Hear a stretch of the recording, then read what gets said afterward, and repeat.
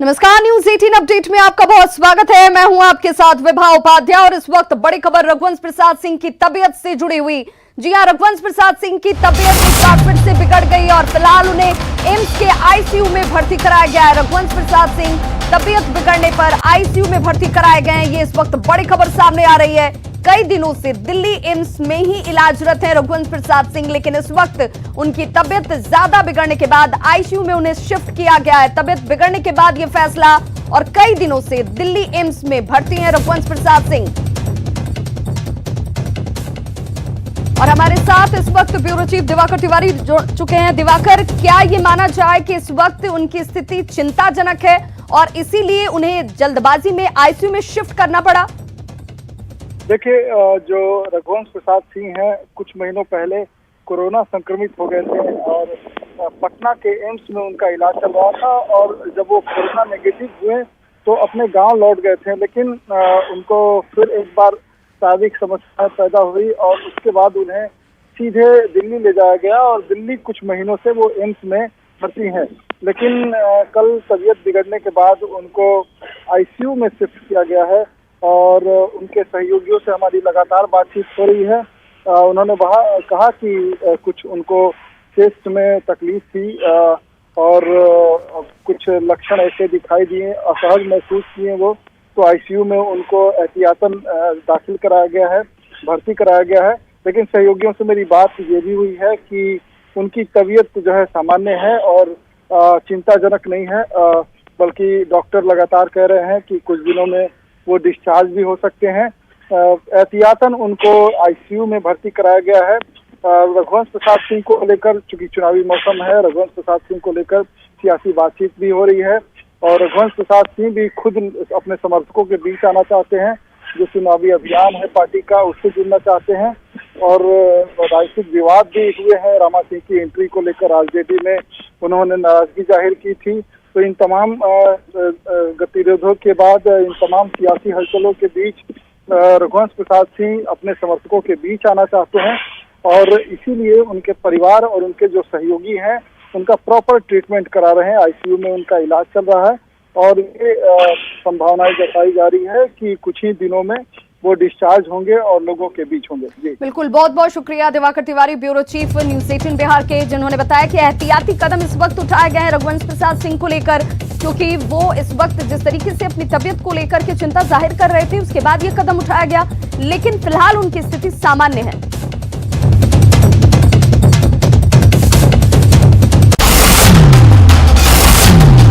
और बड़ी खबर मुजफ्फरपुर से, जहां मझौलिया चौक के पास NH 28 पर बम जो है वो पलट गई है और इस सड़क दुर्घटना में 13 लोग जख्मी हुए। बताया जा रहा है कि साइकिल सवार को बचाने के दौरान ये बस पलट जाती है और आपको ये बताते चलें, तस्वीरें आपके सामने, बीच सड़क पर ये बस पलटी।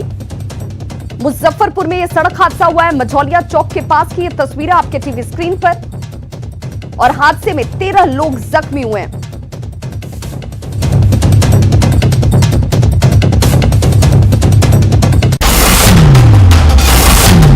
खबर वैशाली के चांदपुरा थाना इलाके से, जहां जहांगीरपुर में भूमि विवाद को लेकर दो गुटों में हिंसक झड़प का वीडियो सामने आया है।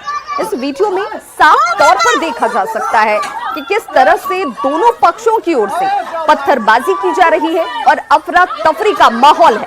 बाद में घटना की सूचना मिलने के बाद मौके पर पहुंची पुलिस ने इन उपद्रवी तत्वों को यहां से खदेड़ा और इस पूरे मामले को शांत कराया है। इस मामले में पीड़ित पक्ष की ओर से 6 लोगों के खिलाफ थाने में आवेदन दिए गए हैं और हिंसक झड़प के दौरान फायरिंग तक करने का भी आरोप लगाया गया है। वहीं पुलिस का ये कहना है कि तत्काल फायरिंग की पुष्टि नहीं की गई है। घटना 2 दिन पुरानी बताई जा रही है, लेकिन अभी तक किसी भी शख्स की गिरफ्तारी इस मामले में नहीं हुई है। और बढ़ते लगातार अपराध और अपराधियों के दुस्साहस से जुड़ी खबर, जिसमें लूट की वारदात को एक बार फिर से अपराधियों ने अंजाम दिया है। हथियार के बल पर अपराधियों ने सब्जी के थोक कारोबारी विनय साव से 60,000 रुपए लूट लिए। इस दौरान अपराधियों ने कारोबारी से मारपीट तक की। घायल कारोबारी को मानपुर CHC में फिलहाल इलाज के लिए भर्ती कराया गया। बुनियादगंज थाना पुलिस मामले की जांच में जुट गई है।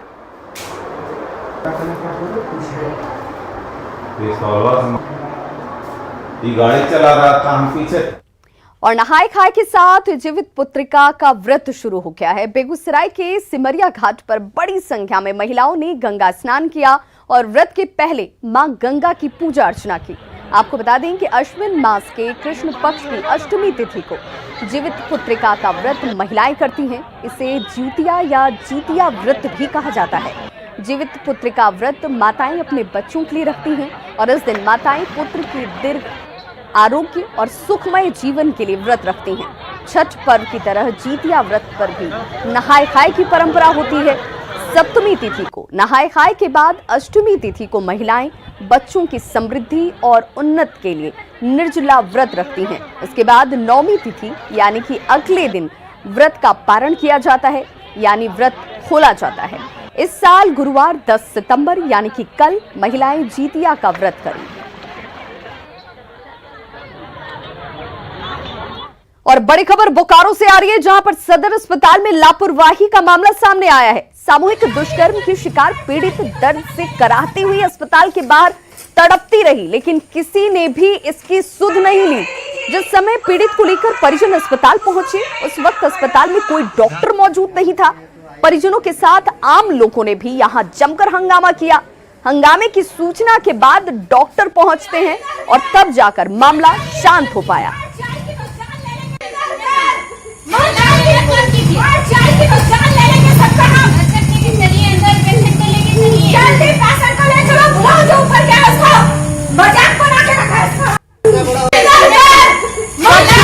कि कैसे पीड़ित के इलाज के लिए लोग चिल्ला रहे हैं। नर्स उसे अंदर लेकर चलने को कहती है। किसी अस्पताल कर्मी ने स्ट्रेचर लाने की जहमत नहीं उठाई, कोशिश तक नहीं की गई। काफी देर बाद सीएस तक ये मामला जाता है और उसके बाद पीड़ित का इलाज शुरू हुआ। बताया जा रहा है कि युवती घरेलू नौकरानी का काम करती है। मंगलवार की रात जब काम कर लड़की अपने घर लौट रही थी, तभी कार सवार 4 युवकों ने जबरन इस लड़की को गाड़ी में बिठाया और जंगल में ले जाकर दुष्कर्म किया गया।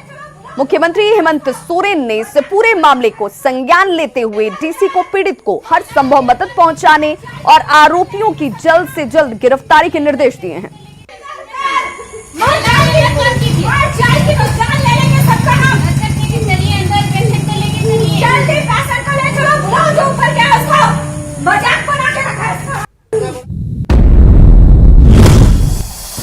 सिस्टम से ये सवाल है कि अस्पताल में समय पर आखिर इलाज शुरू क्यों नहीं हुआ, क्योंकि इसी अस्पताल तक पहुंचकर मरीज ठीक होते हैं। अस्पताल कर्मियों ने क्यों नहीं इस पूरे घटना की गंभीरता को समझा कि दुष्कर्म पीड़ित ये लड़की है, इलाज की जरूरत है। अस्पताल के बाहर पीड़ित को तड़पता क्यों छोड़ दिया गया। सदर अस्पताल में मौके पर कोई डॉक्टर क्यों मौजूद नहीं था, और अगर मौजूदगी नहीं थी तो क्या इन पर कार्रवाई होगी? क्या लापरवाही बरतने वालों पर कार्रवाई की जाएगी? सदर अस्पताल की सुधरेगी क्या ये सूरत जो इस खबर के साथ नजर आई?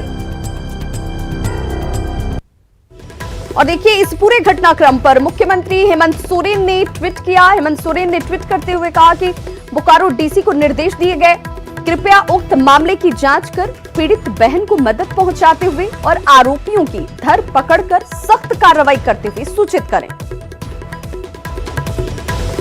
और हमारे साथ इस वक्त बोकारो संवाददाता ज्ञानेंदु जयपुरिया जुड़ चुके हैं फोन लाइन पर ज्यादा जानकारी के साथ। ज्ञानेंदु, आखिर ये हालात ही क्यों बने, क्यों हर मामले को संज्ञान में मुख्यमंत्री के लाना पड़े और फिर मुख्यमंत्री उस पर एक्शन ले, तभी जाकर ये लोग अपनी ड्यूटी निभाएंगे क्या?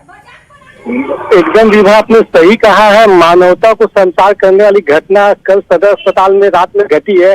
न अस्पताल के चिकित्सक संवेदनशील है, न पुलिस के अधिकारी संवेदनशील है, क्योंकि जो मामला रात में उसके बाद आज लगातार सिविल सर्जन, पुलिस के अधिकारियों से बात करने का प्रयास किया जा रहा है, लेकिन कोई भी अधिकारी मीडिया के सामने, न्यूज 18 के सामने नहीं आ रहा है इस मामले को लेकर। लेकिन जो कल घटना घटी है रात में, उससे पूरी तरह यह साफ दर्शाता है कि अधिकारी संवेदनशील बोकारो में नहीं है। सिविल सर्जन क्या कह रहे हैं, क्योंकि डॉक्टर वहां पर मौजूद नहीं थे। अगर अस्पताल में डॉक्टर मौजूद नहीं है, अगर देर रात कोई मरीज यहां पर पहुंचता है इलाज के लिए, तो आखिर इलाज कौन करेगा?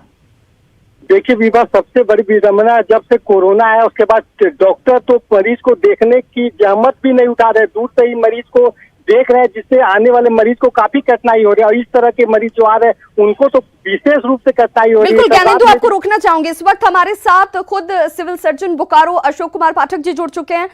मैं आपसे ही जानना चाहूंगी अशोक कुमार जी कि आखिर इस तरह की घटना क्यों आपके अस्पताल में उस परिसर के बाहर एक पीड़ित यूं ही तड़पती रहती है और उसको अंदर ले जाने की, इलाज करने की जहमत नहीं उठाई गई?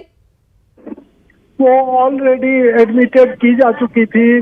उसका एक दिन पहले ही एडमिशन हुआ था, उसका मेडिकल एग्जामिनेशन किया जा चुका था और वो अपने बेड बिस्तर से निकल के बाहर गई और बोली कि दर्द होने लगा। जब और उस समय जो भी डॉक्टर थे ड्यूटी में, वो लोग सिजेरियन ऑपरेशन एक ओटी में कर रहे थे।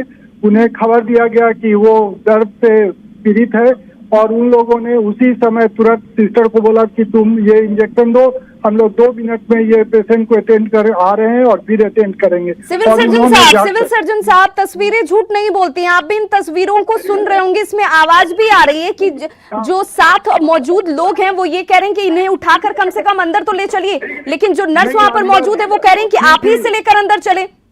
नहीं जी, ऐसा है कि वो एक तरफा तस्वीर है। उन्होंने कहा कि डॉक्टर भी नहीं था, जबकि वास्तविकता है कि उसी समय एक सिजेरियन ऑपरेशन ओटी में किया जा रहा था। तो जो ड्यूटी डॉक्टर थे, एक लेडी डॉक्टर एक जेंट्स डॉक्टर, वो दोनों ओटी में काम कर रहे थे।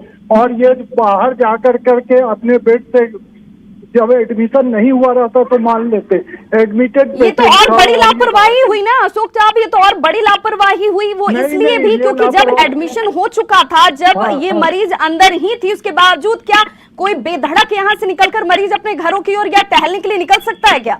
नहीं, जब शाम को ऑफ टाइम होता है या जब दोपहर को राउंड का टाइम नहीं होता है, मरीज अक्सर अपने बेड से उठ के इधर उधर घूमते हैं। बिल्कुल हॉस्पिटल में घूमते हैं।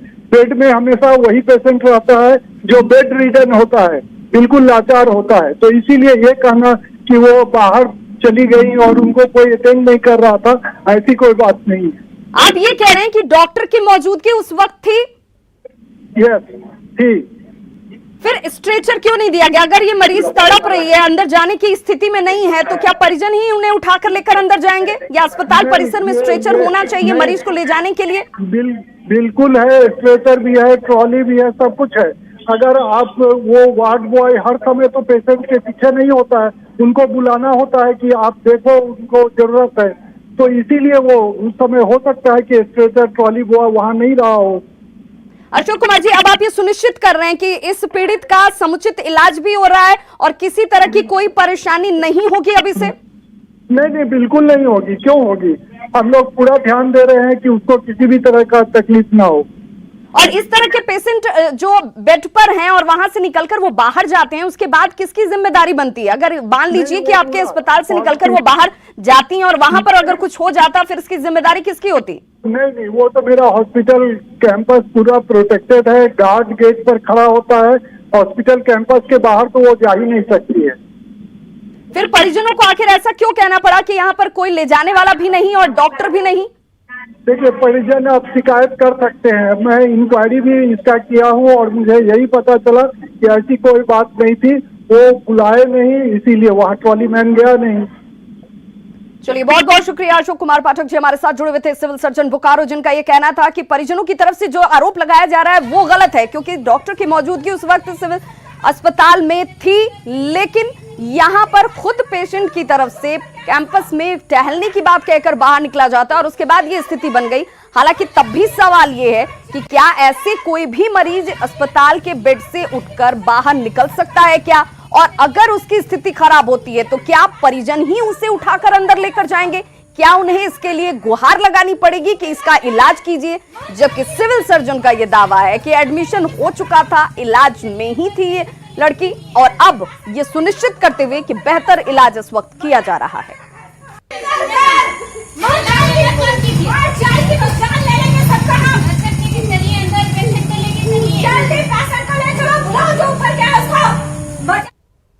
बेरोजगारी के बहाने तेजस्वी यादव ने सियासी मुद्दों की तलाश की शुरुआत कर दी है। तेजस्वी ने आज रात 9 बजे 9 मिनट तक घर की लाइटों को बंद रखने की अपील की है। समर्थकों से तेजस्वी की मांग है कि इस दौरान लाइट के बदले घर में मोमबत्ती और लालटेन जलाएं। तेजस्वी इस बहाने नीतीश कुमार की 15 साल की रोजगार के मुद्दे पर उन्हें घेरना चाह रहे हैं। हालांकि नीतीश कुमार नियुक्ति को लेकर आरजेडी पर खुद हमलावर रहे हैं। तेजस्वी से बातचीत की न्यूज 18 संवाददाता अमित कुमार ने।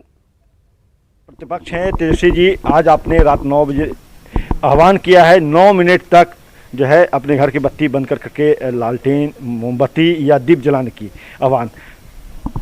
देखिए, सबसे पहले मैं ये बताना चाहूँगा कि ये मैंने आह्वान नहीं किया है। ये जितने स्वयंसेवी संगठन जो थे, खास तौर पे जितने बेरोजगार थे देश भर के, ये देश भर में उन लोगों ने आह्वान किया है। हमारी पार्टी ने और मैंने, क्योंकि मैं खुद युवा हूँ, मैं उनके दुख दर्द को जानता हूँ और मेरा फ़र्ज़ बनता है कि उनके इस लड़ाई में हम खड़े हों, तो हमारी पार्टी ने इसमें पुरजोर समर्थन किया है। और 9 सितंबर रात के 9 बजे, यानी कि आज रात 9 बजे 9 मिनट के लिए अपने घरों की बिजली को बंद करके एक विरोध प्रकट करेंगे।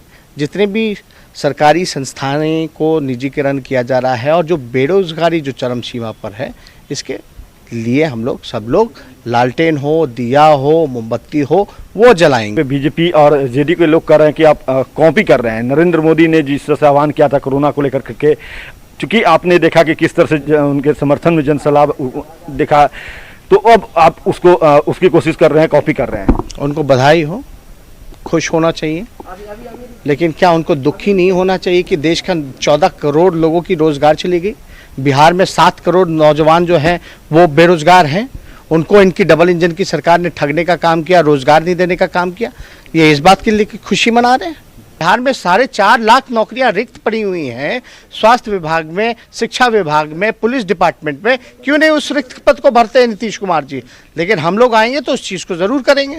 नीतीश कुमार जी बताएं ना, बिहार में पलायन जो है वो 50% क्यों बढ़ गया? बिहार में सबसे ज़्यादा बेरोजगारी दर 46.6 है। आखिर ऐसा क्यों है? सीधे तौर पे कहा है कि जो बेरोजगारी है उसको लेकर के जो है युवा जो है वो खासे नाराज हैं, हमलावर हैं, और कहीं ना कहीं इनकी सरकार आएगी तो जो बेरोजगार युवा हैं उन्हें रोजगार देने का काम जो है वो इनकी सरकार करेगी।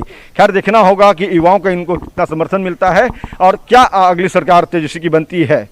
कैमरा पर्सन नीलमणि के साथ अमित कुमार, न्यूज़ 18 पटना। बिहार सरकार ने बड़ा फैसला लेते हुए SC/ST के तर्ज पर अति पिछड़ा को भी उद्योग लगाने में अतिरिक्त छूट देने की घोषणा की है। औद्योगिक निवेश प्रोत्साहन नीति में बदलाव करते हुए अति पिछड़ा वर्ग के लोगों को उद्योग लगाने में ब्याज में 15% की अतिरिक्त छूट दी जाएगी। और इस मुद्दे पर उद्योग मंत्री महेश्वर हजारी से बातचीत की हमारे संवाददाता आनंद अमृतराज ने। जो हमारा SC/ST के जो मिलता था, जो उसी तरह हमारे जो अति पिछड़े समाज के लोग हैं उनको रियायत दी गई है। उनको 50% रियायत मिलेगी, साथ ही 15% इंटरेस्ट में भी उनको रियायत मिलेगा। 15% इंटरेस्ट भी कम मिलेगा। और छोटा छोटा जैसे बड़ा टुकड़ा था तो उतना, मान लीजिए छोटा छोटा उद्योग लगाने को उतनी की आवश्यकता नहीं थी, तो इसमें टुकड़ा, उसमें ज़मीन का टुकड़ा भी किया गया है छोटा छोटा करके। जैसा जो जिनकी आवश्यकता होगी उसी के अनुकूल हम लोग ब्याडा के तहत उसको ज़मीन आवंटन करेंगे। जेडीयू के राज्यसभा सांसद हरिवंश का एक बार फिर से राज्यसभा का उपसभापति बनना तय माना जा रहा है। हालांकि सूत्रों के हवाले से यह खबर है और सूत्रों की माने तो एनडीए ने एक बार फिर से हरिवंश को अपना उम्मीदवार बनाया है और 14 सितंबर को राज्यसभा के उपसभापति का चुनाव होगा। हरिवंश नारायण सिंह का कार्यकाल इसी साल 9 अप्रैल को खत्म हुआ था। उपसभापति पद के लिए हरिवंश नारायण सिंह को दोबारा एनडीए का प्रत्याशी बनाया गया है।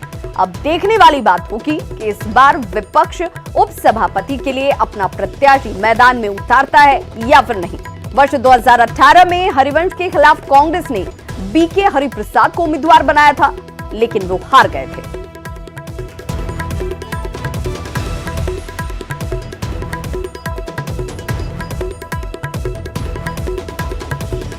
सूत्रों के हवाले से खबर आ रही है कि एनडीए ने प्रत्याशी एक बार फिर से हरिवंश नारायण सिंह को ही बनाया है और राज्यसभा के उपसभापति एक बार फिर से हरिवंश बन सकते हैं।